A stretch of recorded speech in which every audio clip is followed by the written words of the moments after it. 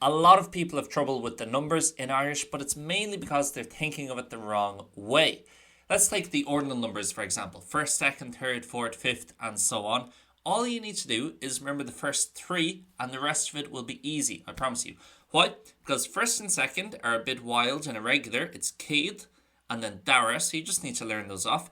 And then third is Tríú, and that is where the pattern starts.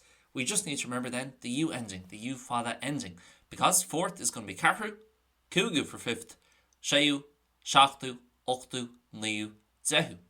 Very similar thing when we're counting people. Let's learn off 1 and 2. So Dunawan and Birch for one person and two people. But then three people is going to be Tror.